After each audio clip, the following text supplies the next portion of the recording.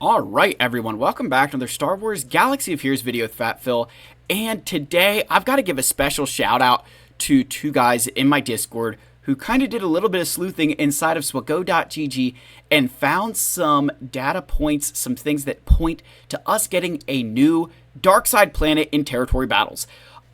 This would be really exciting as, obviously, I love territory battles, my guild loves TB. Adding a new planet would freshen things up a little bit, could change some plans, could add some new battles, some new fun into a game mode that, while moving a little bit more slowly, does provide some good rewards. And anytime they've added new planets, there's come with them a showering of rewards. So I want to talk about that. And the shoutouts go to Andro and Shitstorm. I really appreciate you guys kind of pointing this out, walking through it. I'm excited to kind of talk with you guys on what's leading us there. What planet could it be? Where would it go? So we'll talk through all of that.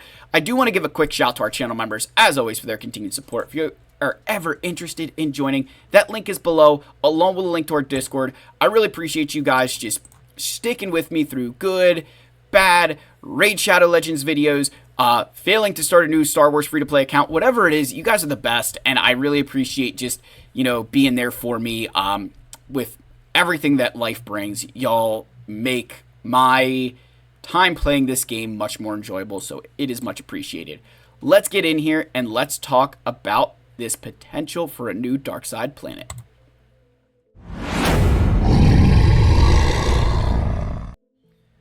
So where this all started out was a conversation in the Discord, and Andro sent a screenshot, and I'm gonna pull up the screenshot where he started with this, and what he said was, he looked right here, so let's pull this up. Here we go. Discord. Give me one sec. Sorry, guys, I had to switch that up a little bit. So there we go. And he pulled this picture up of CX2, and he said, interesting to note. And you see that, territory dark side platoon. Now, you'd say, oh, well, other characters have to have that, right? So if you actually were to go to SWGOH.gg, which we're going to pull that up here in a sec. Here we go, CX2, SWGOH.gg, and we go to there. All right, so here we're on SWGOH.gg, and I'm on CX2, and you see he's got that territory dark platoon. If you click on that, you see some of these characters, and you're like, oh yeah, that makes sense, they're in operations, but you start to dig a little deeper, and right away what you'd notice is Balin's here. Well, Balin's not in operations yet. Captain Enoch, there's your CX2. Captain Enoch, he's not in operations yet. Death Trooper Peridia. And as we scrolled down, we saw a couple others that just kind of are, a little bit different. Merrick, Morgan, Night Trooper, Darkside Ray is included here. The Stap is included. And so as we began to look through that, and even Third Sister, who I don't think Reva is in any of the operations. So it just, as we looked at that, we're like, man, something's going up here. Like something big could be happening. And they're all dark side characters. And when you look at this and you actually kind of break down how many characters are here, it's 88 characters in total. 88 characters in total. If you go to the game and you go to your, any kind of operation, there's 15 characters across 6 different operations. Add that together, do your multiplication, whatever you need to do, it gets to 90 characters. I found that very interesting, that it's 88 characters that have this dark platoon tag, and yet only, and 90 go into an operation. Now, some of that could just be, all right, maybe there's 2 other characters they're going to add. The other side of that I wondered is maybe we get some repeats, right? Maybe Disguised Clone Trooper makes his way in here, or we just get some repeats. Maybe Balin gets repeated a couple of times.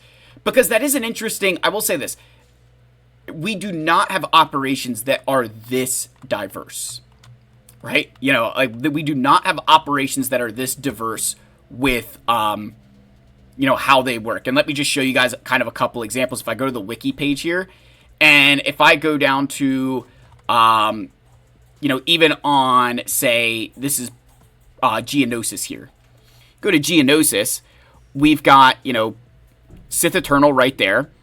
You've got Sith Eternal there. We've got 2 Supreme Leader Kylo Rens. We've got 1, 2, 3, 4, 5, 6, 7 Boba Fett, Cyanid Django, multiple Star Killers, multiple, like, they use a lot of the same units. They don't just pick the random garbage. They pick a lot of, they pick a lot of the same units to kind of keep them, hey, you've got to give up something good. So when I saw that, that it's 88 characters, there's not a lot of overlap here. So the question comes, all right, this tag is here. What planet could it be? And again, it's got to be dark side since there's no light side units that have this tag. So that, again, gives us, 6 options, right? I think realistically we can roll out that it's not going off of the Death Star. And I'll also make a bold prediction that I do not think it's going to go off of Malachor. So that leaves us with the Haven, Dathomir, Geonosis, and Mustafar as our potential options. If I was a betting man, I would argue that it's on, there's I'd say two options. Number one for me is off of Mustafar. I think Mustafar would make a lot of sense because when you go back to those characters that we were showing, right, go back to that screen capture, when you look, there's no Galactic Legends. There's no Galactic Legends in this list. It's all non-Galactic Legend characters. And when you look, if you go to your, if we go back to the game, sorry guys, flip back and forth a lot.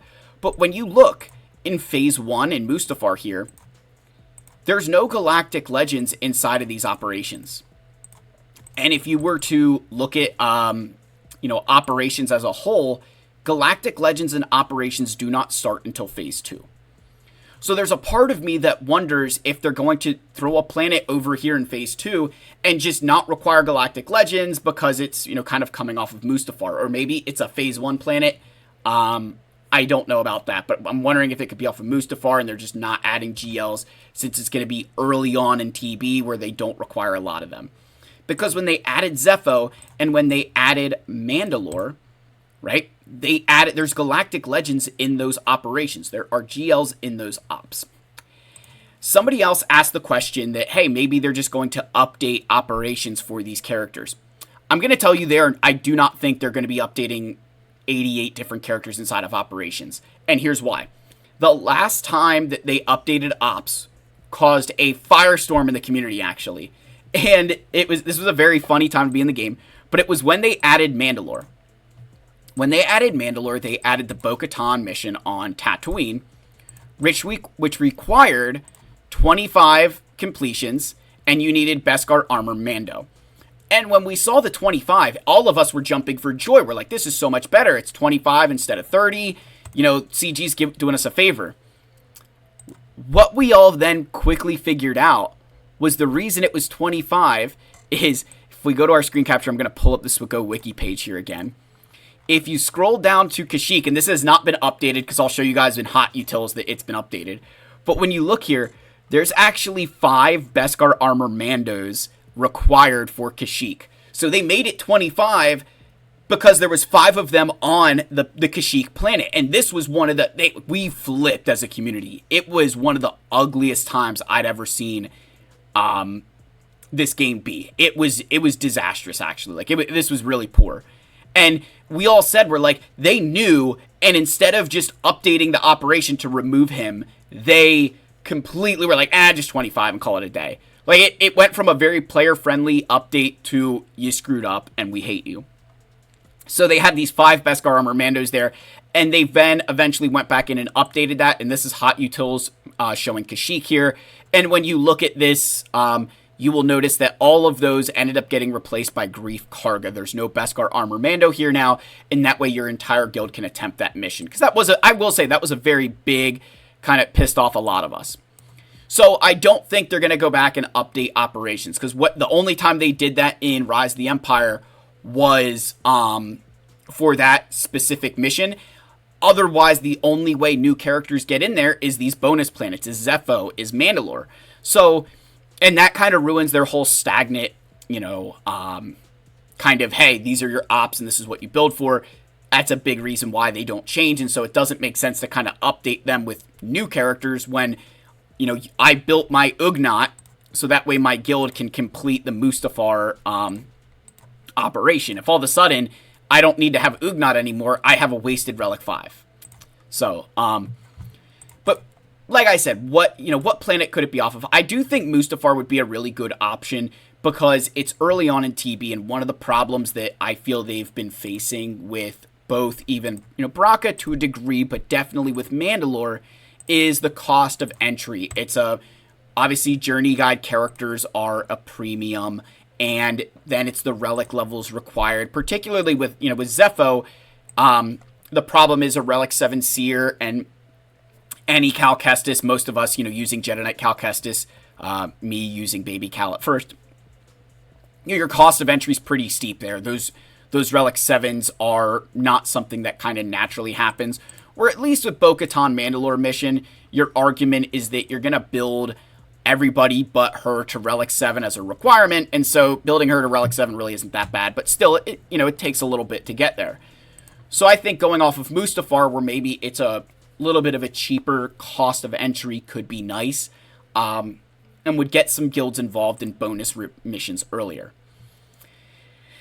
Now, for the Think Like CG, and where I'd love it off of Mustafar, kind of ties in with no GLs. If I was a little bit more of a betting man and, looking at this game and thinking like CG, I'm wondering if this doesn't go off of the Haven. And I say that because going off of Haven, you'd get 2 days to do the planet, which is that's a pretty quick turnaround, but it's not impossible, right? And it would probably get, it goes like over here. It would be Relic 9, which their trend was, hey, this planet was Relic 7, Mandalore turned into Relic 8, this one could be Relic 9. That would kind of fit their pattern, again, they could go off, but I think it would more fit their pattern to go this way.